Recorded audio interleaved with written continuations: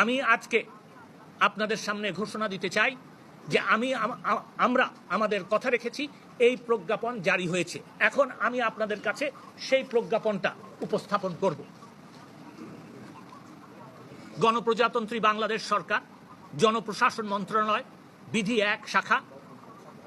প্রজ্ঞাপনের নাম্বারটা সময়ের জন্য আমি আর বললাম না, তারিখটা বলে দেই। 8ই শ্রাবণ 1431, 23শে জুলাই 2024। বিষয়: সরকারি, আধা সরকারি, স্বায়ত্তশাসিত / আধা স্বায়ত্তশাসিত প্রতিষ্ঠান, স্বশাসিত ও সংবিধিবদ্ধ কর্তৃপক্ষের এবং বিভিন্ন কর্পোরেশনের চাকরিতে / কর্মে সরাসরি নিয়োগের ক্ষেত্রে সরকারের বিদ্যমান কোটা পদ্ধতি সংশোধন।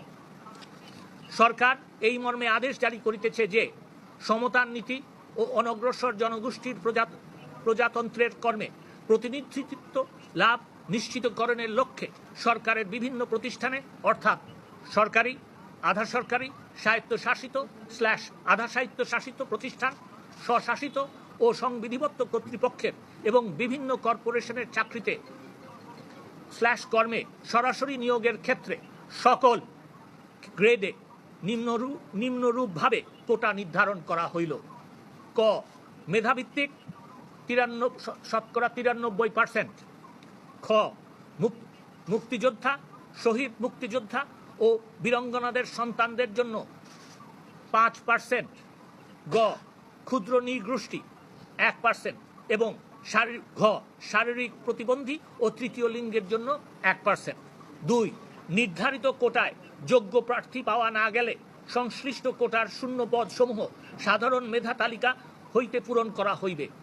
3.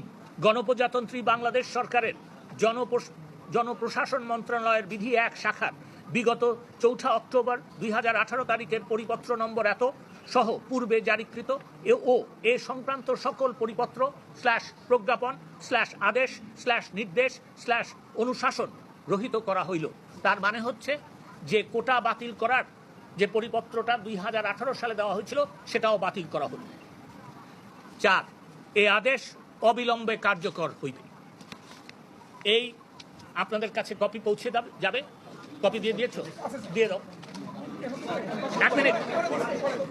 1 মিনিট। না, আপনারাও বুঝেন যে আপনাদের জন্য কপি আছে, ব্যাস এইটুকু আমার দরকার। না, প্রশ্ন আমি নেব, আমার কথা শেষ হয় না। এর মাধ্যমে, এই প্রজ্ঞাপন জারির মাধ্যমে, এবং আপনাদেরকে আমি আরো বলে দিচ্ছি যে এটার গেজেট নোটিফিকেশন প্রায় হয়ে গেছে। আমি এর মাধ্যমে সরকারের থেকে যা যা করণীয় হয়েছে আমি তার সারমর্ম আপনাদের কাছে একটু তুলে ধরছি। 1. আমরা কোটা সংস্কারের যে রায় সর্বোচ্চ আদালত আপিল বিভাগ দিয়েছে তা কিন্তু প্রতিপালন করেছি।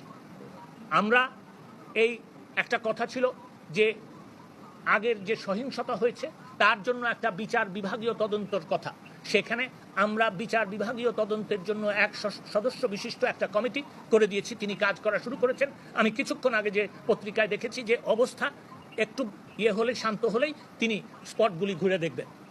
2. 3.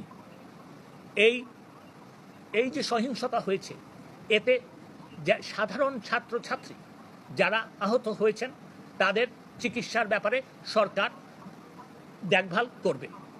আর 4. আরেকটা কথা ওনার, সেটা হচ্ছে যে এটাও আমরা জানতে পেরেছি যে মামলা ব্যাপারে ওনাদের বক্তব্য আছে। আমি এইটা বলতে পারি যে, এবং আপনাদের মাধ্যমে I am trying to reach out to them, সেটা হচ্ছে যে মামলার তথ্যাদি যদি ওনারা আমাদেরকে দেন, সাধারণ ছাত্রছাত্রী যারা এই কোটা বিরোধী আন্দোলন করছিলেন তাদের ব্যাপারে যদি কোনো মামলা হয়ে থাকে সেগুলি আমরা অবশ্যই দেখব।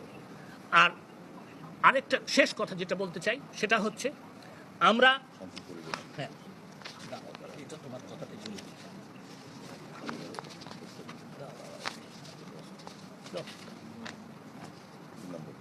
শিক্ষার পরিবেশ ফিরিয়ে আনা এবং সকল ছাত্রছাত্রীদের সুরক্ষা ও নিরাপত্তার পরিবেশ সরকার তৈরি করবে।